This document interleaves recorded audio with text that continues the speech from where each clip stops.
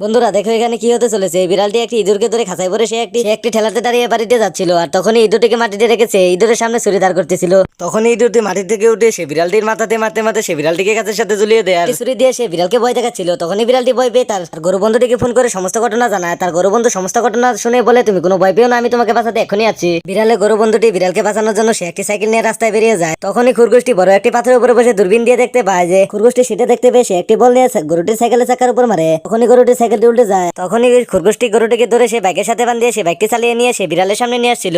গরুটিকেও সে বিড়ালের সাথে গাছের সাথে ঝুলিয়ে ফেলছিল। সেটা দেখতে পেয়ে বিড়ালটি ভয় পেয়ে সে তার আরেক বিড়াল বন্ধুকে ফোন করে সমস্ত ঘটনা জানায়। তার বিড়াল বন্ধুটি বলছে, তুমি কোনো ভয় পেও না, আমি তোমাকে বাঁচাতে এখনই আছি। এটা বলে তাকে বাঁচানোর জন্য একটি সে কাঁঠাল গাড়ি নিয়ে সে বের হয়ে যায়। সেটা খরগোশটি দেখতে পেয়ে সে ব্রিজের নিচে একটি সে বম ফিট করে দেয়। বিড়ালটি যখনই গাড়িটি নিয়ে সে ব্রিজের উপরে উঠছিল তখনই বমটি ব্লাস্ট হয়ে যায়। খরগোশটি তখনই বিড়ালটিকে ধরে সে একটি কাঁঠাল ভর্তি ব্যানের উপরে বসিয়ে সে বাইকের সাথে বেঁধে সে নিয়ে যাচ্ছিল। তখনই খরগোশটি গরুটির চামড়াটি দিয়ে সে একটি সেলাই মেশিন দিয়ে সেলাই করে সে খুব সুন্দর টুপি বানিয়ে ফেলেছিল। সে টুপিটি মাথায় দিয়ে সে মনের আনন্দে গরুর মাংস দিয়ে সে চিকেন বানানো শুরু করে দেয়। চিকেন বানানো হয়ে গেলে সে বসে মনের আনন্দে চিকেন খাওয়া শুরু করে দেয়।